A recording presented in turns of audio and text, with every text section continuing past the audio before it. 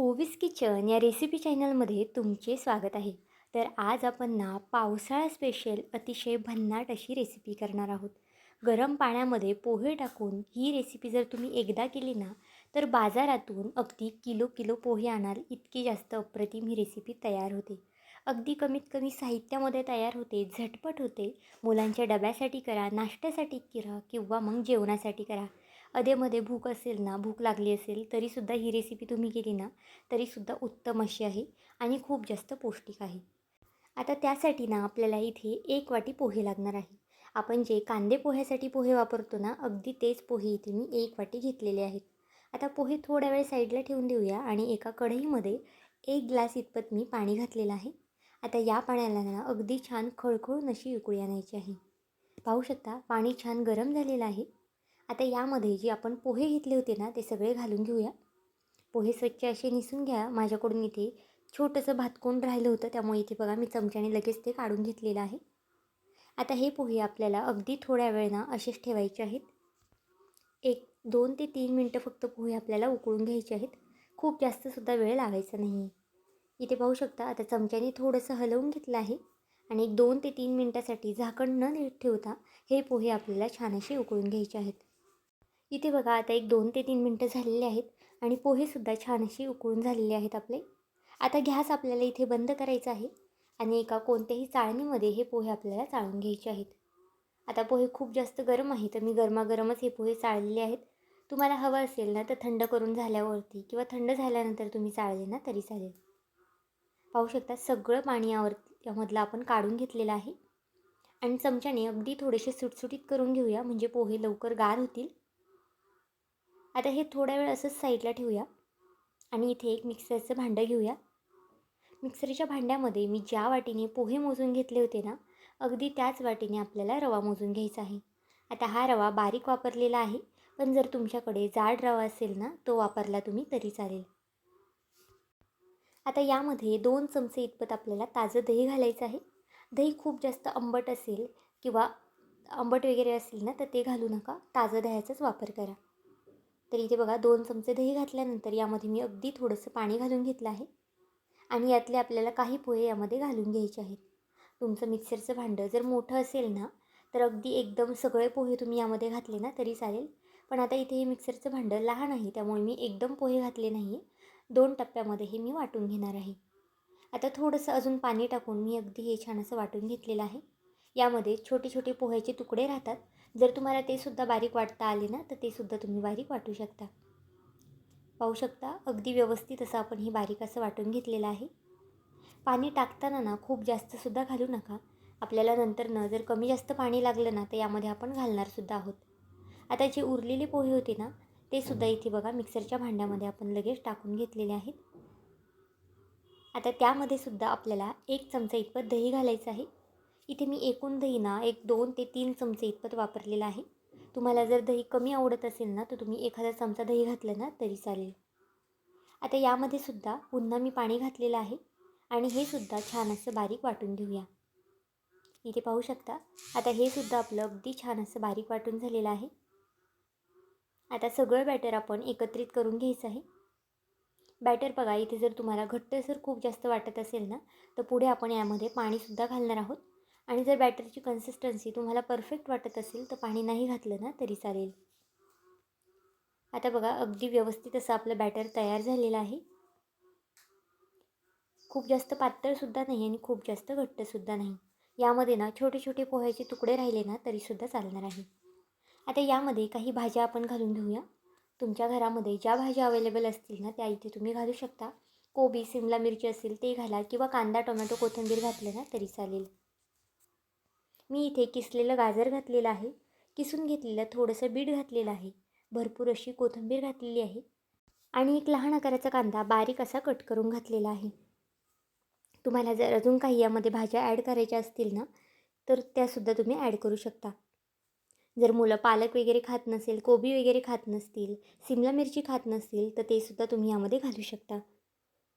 आता यामध्ये चवीनुसार मीठ घालून घेतलेलं आहे आणि बॅटर अगदी छान असं आपण मिक्स करून घेऊया. पाहू शकता बॅटरचा रंग ना खूप छान असा आलेला आहे. हे बॅटर थोडंसं इथे मला घट्टसर वाटत होतं ना, त्यामुळे मी अगदी थोडंसं एक 2 ते 3 चमचे पाणी यामध्ये घातलेलं आहे. तुम्हालासुद्धा बॅटर जर थोडंसं दाटसर वाटत असेल तर तुम्ही यामध्ये पाणी वाढवू शकता. बॅटर आता थोडा वेळ 5 मिनिटासाठी फक्त फुलायला बाजूला ठेवूया. आता यासोबत आपण खाण्यासाठी एक छानशी चटपटीत अशी चटणी करून घेऊया. मिक्सरच्या भांड्यामध्ये कच्चे शेंगदाणे घातलेले आहेत. तुमच्याकडे जर भाजलेले शेंगदाणे असतील किंवा शेंगदाण्याचा कूट असेल ना, तर तो सुद्धा तुम्ही इथे 2 चमचे वापरू शकता. चिरून घेतलेलं खोबरं घातलेलं आहे. जर ओलं खोबरं असेल तर त्याचा वापर केला ना तरी चालेल. लसूण घातलेला आहे आणि 3 ते 4 हिरव्या मिरच्या घातलेल्या आहेत. मिरचीचं प्रमाण इथे तुम्ही तुमच्या आवडीनुसार कमी किंवा जास्त करू शकता. आणि यामध्ये आता पाणी टाकून आपल्याला अगदी छान अशी ही चटणी वाटून घ्यायची आहे. आता यामध्ये बघा चवीनुसार मीठ घालून घेतलेलं आहे आणि अगदी छान अशी ही चटणी मिक्स करून घेऊया. ही चटणी अजून छान होण्यासाठी ना यामध्ये आपण एक छान अशी फोडणीसुद्धा ओतणार आहोत. पळीमध्ये अगदी कडकडीत असं तापून घेतलेलं तेल घातलं आहे. त्यामध्ये अर्धा चमचा मोहरी आणि 1 चमचा मी पांढरे तीळ घातलेले आहेत आणि ही चरचरीत फोडणी आपल्याला या चटणीवरती ओतायची आहे. अशा पद्धतीने जर तुम्ही फोडणीमध्ये तीळ घातले ना तर अगदी छान अशी टेस्ट येते या चटणीची. त्यामुळे आता नक्की आवर्जून घाला. चटणी आपली आता तयार झालेली आहे. ही चटणी तुम्ही कोणत्याही पदार्थासोबत खाऊ शकता, जसे की इडलीसोबत खाऊ शकता, कोणत्याही पराठ्यासोबत, धपाट्यांसोबत, कशासोबतही खाल्ली ना तरीसुद्धा अप्रतिम लागते. आता चटणी आपली तयार झाली आहे, ती थोडा वेळ साईडला ठेवून घेऊया.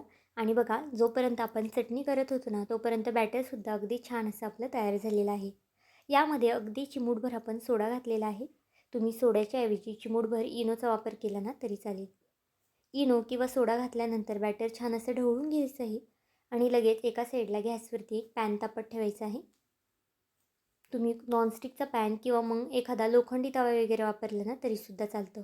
पण शक्यतो ॲल्युमिनियमचा तवा वापरू नका, त्याच्यावरती हे डोसे इतके चांगले येत नाही.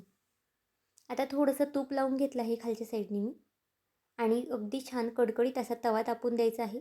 बॅटर सोडताना गॅस मिडियम ठेवायचा आहे आणि 2 चमचे बॅटर यामध्ये सोडून घ्यायचं आहे. तुम्हाला आता हा डोसा ना किती पातळ किंवा दाटसर असा ठेवायचा आहे ना, जाडसर, त्यानुसार इथे तुम्ही हा पसरू शकता. पण हे डोसे ना थोडेसे जाडसर ठेवले ना ते अगदी मऊसूत लागतात खायला आणि चवेलासुद्धा अगदी अप्रतिम लागतात. पण जर तुम्हाला कुरकुरीत असा डोसा हवा असेल ना, तर तुम्ही बॅटरमध्ये अजून थोडंसं पाणी घालू शकता आणि मग नंतर ना त्याचा कुरकुरीत असा डोसा तुम्ही करू शकता. पाहू शकता अगदी पसरून झालेला आहे. आता यावरती झाकण ठेवून फक्त 1 ते 2 मिनटासाठी याला वाफ काढून घेऊया. इथे 1 ते 2 मिनटं झालेलं आहे आणि आपला अगदी छान असा डोसा तयार झालेला आहे. तुम्ही याचा रंग तर पाहू शकता किती छान असा रंग आलेला आहे. नक्कीच एकदा अशा पद्धतीचा हा डोसा करून पहा. मुलांनाच काय मोठ्यांनासुद्धा आवडेल. लहान मुलांच्या तुम्ही डब्यासाठी सुद्धा देऊ शकता किंवा नेहमीचे कांदे पोहे खाऊन जर कंटाळा आला असेल ना, तर असं काहीतरी चटपटीत असं नाश्त्याला नक्कीच बनवून पहा. आता एका साईडने छान असा पलटी करून घेऊया आणि दुसऱ्या साईडने सुद्धा हा डोसा छान असा आपण करून घेऊया. तुम्ही तेलाऐवजी बटरचा वापर करू शकता किंवा मग तुपाचा सुद्धा वापर करू शकता. पाहू शकता इथे दोन्ही साईडने छान खमंग असा हा डोसा मी भाजून घेतलेला आहे. थंड झाली ना तरीसुद्धा खायला अगदी अप्रतिम लागतात. मुलांच्या टिफिनमध्ये नक्कीच तुम्ही देऊ शकता, कारण की हा डोसा अगदी पौष्टिक आहे. जर व्हिडिओ इथपर्यंत पाहिलाच आहे आणि थोडा जरी आवडला असेल ना, तर नक्कीच व्हिडिओला एक लाईक आणि सबस्क्राईब करून घ्या. कारण की तुमचं एक एक लाईक, एक एक सबस्क्राईब हे नवीन यूट्यूबरसाठी खूप जास्त मोलाचं असतं. तसाच माझा हा व्हिडिओ तुम्ही कोणत्या देशातून, शहरातून पाहत आहात ना, हे सुद्धा मला कमेंट करून सांगायला मात्र विसरू नका. आता बघा अशाच पद्धतीने दुसरासुद्धा डोसा मी करून घेते. आता जो दुसरा डोसा केला आहे ना, तो थोडासा मी पातळ धरलेला आहे. याची जाळीसुद्धा तुम्ही पाहू शकता किती छान अशी याला जाळी पडलेली आहे. मुलांना कधी-कधी डोसे खाऊशे वाटतात, तर डाळ, तांदूळ भिजवायला 1 ते 2 दिवस लागतात.